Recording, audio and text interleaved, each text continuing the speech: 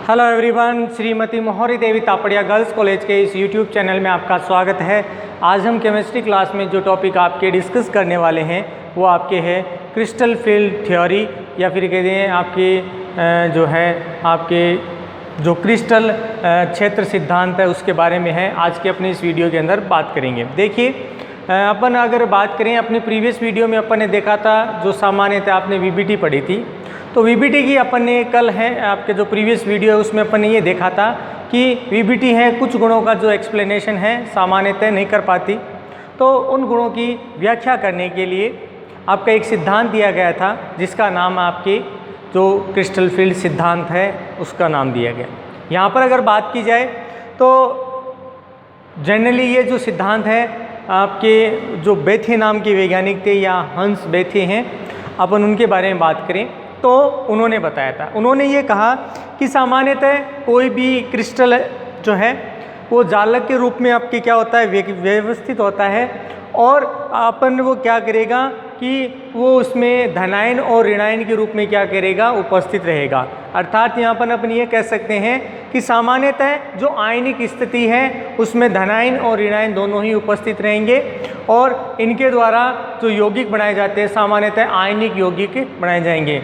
इसका मीन ये हुआ कि यहाँ पर जो आपने क्रिस्टल लिया गया है ये 100% कैसा होगा, आयनिक प्रकृति का होगा, जिसमें जो धनायन है अपन उसको मुख्य जो है आयन के रूप में लेंगे, और उसको चारों तरफ से अपन क्या कह देंगे कि ऋणायन है वो आकर उसको क्या करता है, घेरता है या उसके साथ जो है आकर्षण के द्वारा जुड़ा रहता है। सामान्यतः यहाँ पर इनके बीच में जो बंध पाया जाएगा इस बंध को सामान्यतः है अपन कहेंगे कौन सा तरह का बंध, स्थिर वैद्युत आकर्षण बल। कि भाई यहाँ पर किस तरह के यौगिकों का निर्माण हो रहा है कि भाई यहाँ पर जो आयनिक यौगिक है वो क्या होते हैं, बनाए जाते हैं। तो इन आयनिक यौगिकों में आपका किस तरह का बंध पाया जाएगा, स्थिर वैद्युत आकर्षण बल। कि भाई इनकी में क्या पाया जाएगा, स्थिर वैद्युत आकर्षण बल है वो इनके बीच में उपस्थित होगा, जिनमें क्या बताया गया है कि जब इस आयन को क्या किया जाता है आपके विद्युत क्षेत्र में रखा जाता है। किस क्षेत्र में रखा जाएगा, विद्युत क्षेत्र में रखा जाएगा। तो विद्युत क्षेत्र द्वारा अपना ये बना जो क्रिस्टल है ये क्या होता है आपके इससे प्रभावित होता है।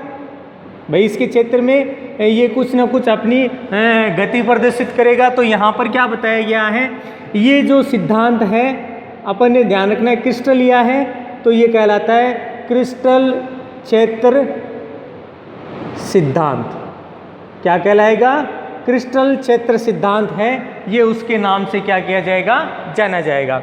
यहाँ पर बात करें तो सामान्यतः इसमें जो क्रिस्टल क्षेत्र है इसके अंदर जो ऊर्जा है उसके क्या होते हैं, अलग अलग स्तर बने होते हैं। जैसे मैंने एक लिख दिया उच्च ऊर्जा स्तर, क्या लिख दिया, उच्च ऊर्जा स्तर, और यहाँ पर लिख दिया निम्न ऊर्जा स्तर,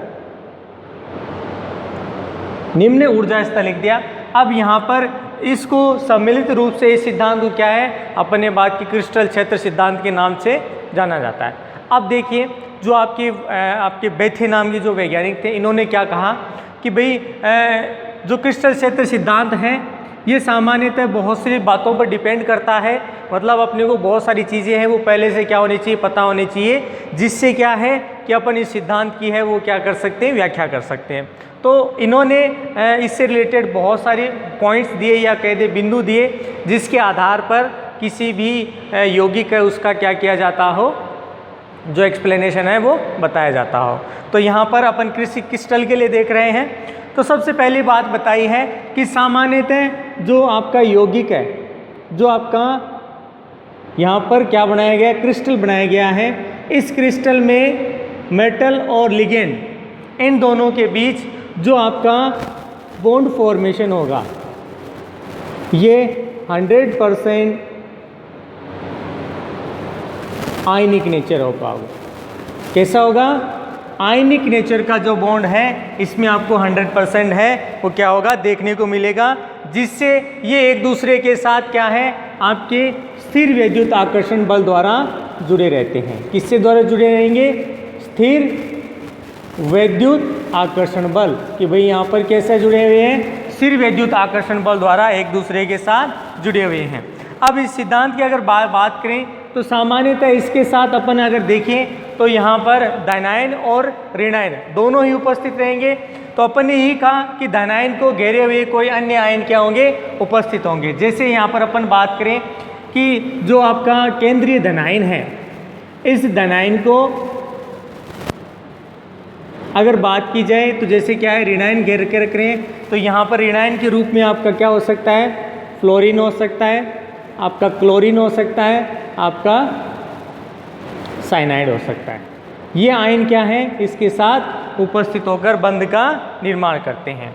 इस तरह से अगर कोई आवेश यहाँ पर उपस्थित होता है तो इसको क्या बोला जाता है? इसको बिंदु आवेश के नाम से जाना जाता है। ये जो आवेश है वो क्या कहलाएगा? बिंदु आवेश कहलाएगा। क्या कहलाएगा? बिंदु आवेश। इसके अलावा बात करें कि यदि यहाँ पर क्या उपस्थित हो, अगर आपका उदासीन कोई अणु उपस्थित हो या कोई परमाणु उपस्थित हो, तब इसे क्या कहेंगे? तब आपको देखना है कि यहाँ पर आपकी कौन सी स्थिति देखने को मिल रही है कि यहाँ पर अभी तो अपन ने कहा यहाँ पर ऋणायन उपस्थित है। अब इस धनायन के साथ कह दें क्या उपस्थित है? आपका कोई उदासीन अणु उपस्थित है। उदासीन अणु का मीन यहाँ पर है कि यहाँ पर आपका NH3 हो सकता है, H2 हो सकता है, ठीक है, या कोई अन्य अणु भी जैसे EN हो गया, एथिलीन डाइअमीन है, ये उपस्थित हो, तो ये क्या करेगा? इसके साथ सहयुग्मन करेगा, कॉन्जुगेशन करेगा, या कह दें इसके साथ कॉन्जुगेट होगा, सहयुग्मन करेगा। यहाँ पर जो आपका धातु आयन है उस पर जो धनावेश, जो धन भी आपके कह दें धन बिंदु आवेश क्या होता है? उपस्थित होता है। यहाँ पर ये ऋण बिंदु आवेश उपस्थित होता है और यहाँ पर उदासीन अणु बिंदु आवेश उपस्थित होता है। इसकी वजह से क्या देखने को मिलता है कि सामान्यतः मेटल और जो आपका लिगेंड है इसके बीच क्या हो जाता है? जो ध्रुवीय अणु है, ध्रुवीय अणु का क्या कर दिया जाता है? इसके बीच निर्माण कर दिया जाता है। यहाँ पर कैसा अणु बनेगा? ध्रुवीय अणु बनेगा। किसकी वजह से? आपका इसके साथ NH3 जुड़ा हुआ हो या फिर कह दें H2 इसके साथ उपस्थित होता है, जिससे इनमें अणुओं के अंदर क्या उत्पन्न हो जाता है? द्विध्रुव आघूर्ण क्या हो जाता है? इनमें उपस्थित हो जाता है। और जो आपका इलेक्ट्रॉन युग्म है सामान्यतः धातु की तरफ हो जाता है कि भाई यहाँ पर जो आपका द्विध्रुव आघूर्ण है उसका जो ऋण ध्रुव है, ये ऋण ध्रुव है वो किसकी हो जाता है? मेटल की ओर हो जाता है, धातु की तरफ हो जाता है। और ये बिंदु आवेश इनमें द्विध्रुव बिंदु आवेश कहलाता है। क्या कहलाएगा? द्विध्रुव बिंदु आवेश जो है कहलाता है। अब इसको अपन इस तरह से समझ सकते हैं, जैसे ये आपका NH3 है, इस NH3 के साथ ये आपका H+ आयन जुड़ा हुआ है, ठीक है। और दूसरी चीज़ अपन बात करें, इसके साथ ये इलेक्ट्रॉन युग्म के रूप में व्यवस्थित है, तो ये इस क्या कहलाती है? ये NH3 की बिंदु आवेश स्थिति कहलाती है। इसी तरह से अगर H2O के लिए अगर यहाँ पर बात करें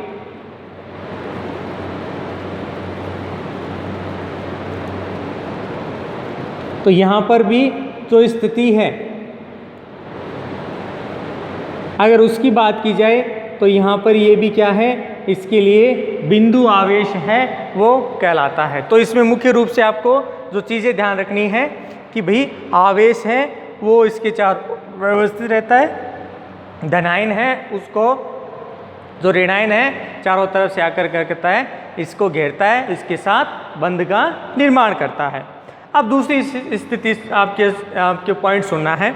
दूसरा पॉइंट क्या बताया गया है कि ये जो सिद्धांत है, ये सिद्धांत धातु आयन के और डी कक्षकों में है वो क्या है? सीधा तौर पे नहीं पाया जाता। क्या कहा है कि ये जो बंध है इसमें क्या देखने को मिलेगा कि इलेक्ट्रॉन है सीधा धातु आयन के डी कक्षकों में क्या है? आपके स्थानांतरित नहीं होता। इसका मीन यह है कि भाई ये लिगेंड है और इसके पास ये रिक्त डी कक्षक उपलब्ध है, सीधा इलेक्ट्रॉन इस वाला या कह दें जो इसने डोनेट किया है, ये डोनेट किया हुआ सीधा इसके कक्षक में क्या होता है, सीधा नहीं जाता। अर्थात धातु आयन आपकी क्या कह सकते हैं, कक्षकों में लिगेंड के साथ किसी तरह का क्या नहीं करते, अतिव्यापन नहीं करते।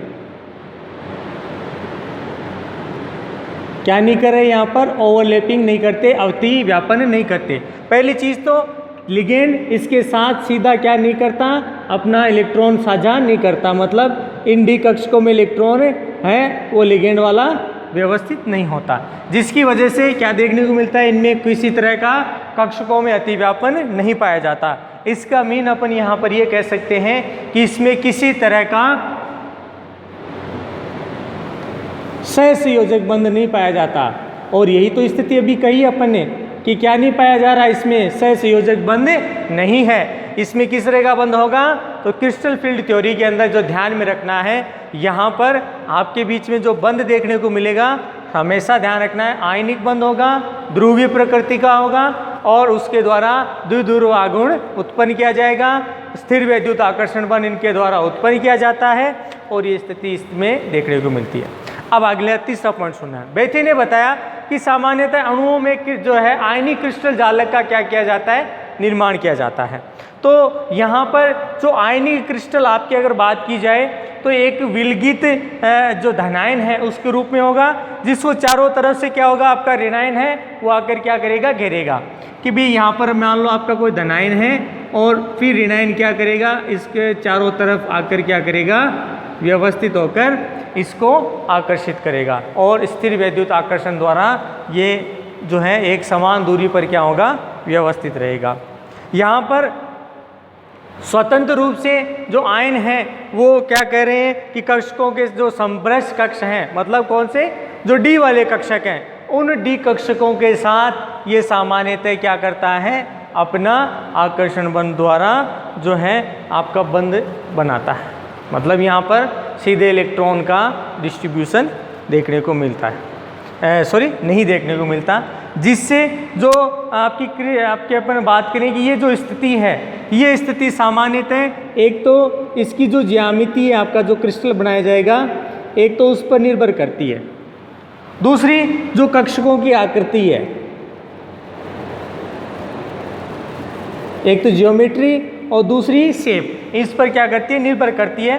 क्रिस्टल फील्ड सिद्धांत के द्वारा सामान्यतः है जो आपके डी कक्षक हैं उनके और जो है अभिविन्यास है उसको जानना बहुत आवश्यक होता है। मतलब अगर आपको डी कक्षकों का अभिविन्यास पता हो कि भाई डी कक्षक संख्या में कितने होते हैं, कौन कौन से डी कक्षक होते हैं, किस तरह की उनमें आकृतियाँ पाई जाती हैं, अगर ये आपको पहले से पता होता है तो आप क्रिस्टल फील्ड सिद्धांत है उसको आसानी से क्या कर सकते हो, एक्सप्लेन कर सकते हो। सामान्यतः बात की जाए तो यहाँ पर जो है जो संकुल यौगिक आपका इसमें भी अगर बनाया जाता है, तो अगर उसमें अगर डिस्कस करें तो सामान्यतः जो संकुल यौगिक है उसकी भी बनाने की जो प्रकृति है वो भी इस पर डिपेंड करती है कि आपका कॉम्प्लेक्स किस तरह से बनता है। मतलब कॉम्प्लेक्स की आकृति है वो आपको पता होनी चाहिए। जिसमें अगर बात करें आपका जो जैसे डी कक्षक है, जो आपका डी ऑर्बिटल है, ये सामान्यतः 5 प्रकार का होता है। डी ऑर्बिटल कैसा होता है आपके, 5 प्रकार का, जिसमें बात करें d x y, d y z, d x z, d z square, d x square minus y square, ये उपकोष है सामान्यतः आपका व्यवस्थित होता है। और इनकी जो आकृतियां हैं अगर बात की जाए, सामान्य रूप से जो है एक सिंपल प्लेन, जैसे आपका बोर्ड है, इस पर सीधे तौर पर अपन नहीं बना सकते, तो यहाँ पर कुछ आकृतियों को ही क्या किया जाता है, एक्सप्लेन किया जाता है। जैसे डी जेड स्क्वायर है, हालांकि इस तरह की अपन बोर्ड पे बना तो देते, लेकिन मुख्य रूप से क्या होती है, ऐसे बनाई नहीं जा सकती। ठीक है, ये इसका 3D फॉर्मेशन कहलाता है। तो यहाँ पर ध्यान रखना है कि डी कक्षकों की अभिविन्यास के आधार पर अपन क्रिस्टल फील्ड थ्योरी है उसमें जो इलेक्ट्रॉन का डिस्ट्रीब्यूशन है वो किस तरह से होगा, किस तरह की आकृतियाँ बनाई जाएगी, किस तरह से उनमें जो है आपकी समभ्रष्टता के दिन या डीजनरेसी उत्पन्न की जाती है, उसके बारे में है अपन बात कर सकते हैं। तो ये था डियर स्टूडेंट आपके क्रिस्टल फील्ड से रिलेटेड कुछ ऐसे पॉइंट्स जिनको अपन ने आज की इस वीडियो में डिस्कस किया। आई होप यू आज का वीडियो आपको पसंद आएगा। वीडियो को लाइक करें, शेयर करें और इससे रिलेटेड जो नोट्स है बनाते रहें। और इस वीडियो को देखने के लिए धन्यवाद।